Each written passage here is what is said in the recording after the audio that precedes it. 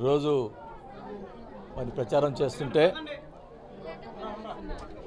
రోజు రోజుకి ప్రజలు జగన్ మీద ఉన్నటువంటి మమకారం ఆయన మీద ఉన్న ప్రేమ కనపరుస్తూ ఉన్నారు. ముఖ్యంగా స్లమ్ ఏరియాస్లో పోతూ ఉంటే కూడా జగన్ జగన్ అని చెప్పి అడుగుతూ ఉన్నారు. మరి ముఖ్యంగా జగన్మోహన్ గారు పెట్టిన పథకాలు మరి అందరూ కూడా చేరుతూ ఉన్నాయి.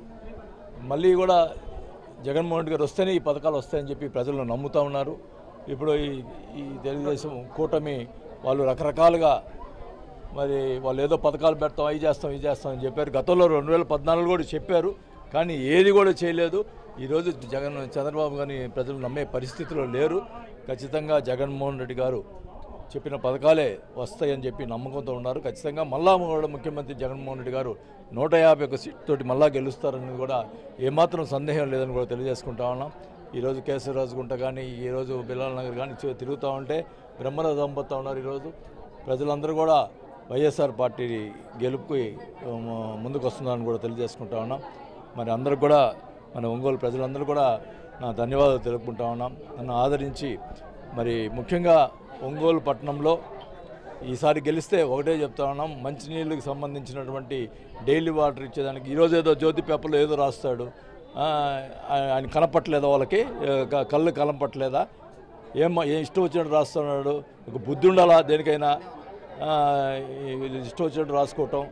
మరి నీళ్ళకి 355 కోట్లు తీసుకొచ్చింది తెలియలేదు వాళ్ళకి. ఆయన 120 కోట్లు తెచ్చాడంట, అది రాస్తారు. ఆ 120 కోట్లలో మున్సిపాలిటీ కార్పొరేషన్ సంబంధించిన 70 కోట్లు నేను వచ్చి కట్టించా. వాళ్ళు ₹1 ఇలా ఆపేస్తే నేను 70 కోట్లు నేను తీసుకొచ్చి పెడితే దాన్ని రాయరు, వాళ్ళు ఇష్టం వచ్చినట్టు రాస్తారు. మరి పచ్చి బూతులుగా ఉంది. వాళ్ళు విలేకరులు చెప్తున్నా, ఈ రకంగా రాయటం మంచి పద్ధతి కాదు, తెలుసుకొని రాయండి. తెలుసు మీకు అన్ని తెలిసి కావాలని రాస్తూ ఉన్నారు, కానీ మాకు టైం వస్తుందని తెలుసుకుంటున్నాను. మామూలుగా టీడీపీ వాళ్ళే సూపర్ 6 పథకాలంటే ప్రజలు నమ్మట్లేదు. ఈరోజు జగన్ పథకాల కోసం ఎదురు చూస్తున్నారు. మేనిఫెస్టో ఒకటి ఇప్పుడు జగన్ పథకాలు ఆల్రెడీ పథకాలు ఇస్తున్నాడు, ఆ పథకాలను కంటిన్యూ చేస్తారు. ఖచ్చితంగా జగన్ పెట్టిన పథకాలు అన్నీ కంటిన్యూ చేస్తారు. ఇంకా ఇప్పుడు ఒకటి ఇంకా కూడా పథకాలు ఎక్కువ ఇస్తే కూడా రన్ చేయాలి కదా గవర్నమెంట్ని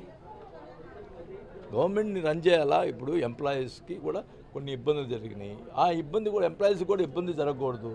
మళ్ళీ ఇంకా ఎక్కువ పథకాలు పెడితే ఇప్పుడు 70,000 కోట్లు పథకాలకు పోతూ ఉన్నాయి. అదే ఇప్పుడు చంద్రబాబు నాయుడు ఇచ్చినటువంటి హామీలు చెప్పినటువంటి 1,40,000 కోట్లు చెప్తా ఉన్నాడు, అది ఏ రకంగా ఇవ్వగలుగుతాడు?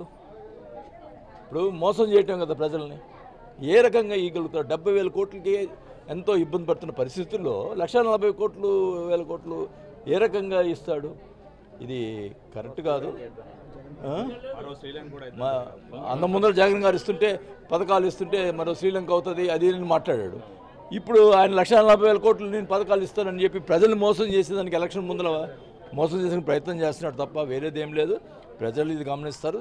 సీఎం గారు ప్రభుత్వాన్ని రన్ చేస్తూ పథకాలని రన్ చేసేదానికి, అలాగే అభివృద్ధి కూడా చేసేదానికోసం పథకాలని ఏ రకంగా చేయాలో, ప్రజలకు అందుబాటులో ఏ రకంగా తేవాలి.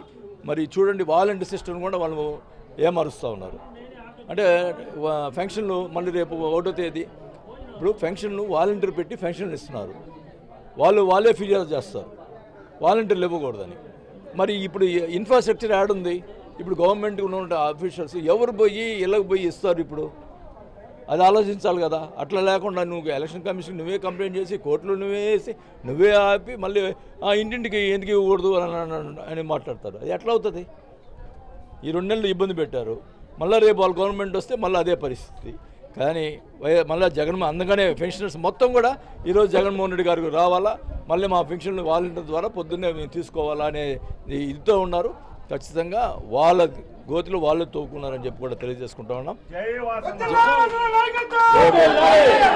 తప్పకుండా ప్రకాశం జిల్లా కొత్త జిల్లాలో ఉండే 8 నియోజకవర్గాల్లో వైఎస్ఆర్ పార్టీ గెలుస్తుందని కూడా తెలియజేసుకుంటాం.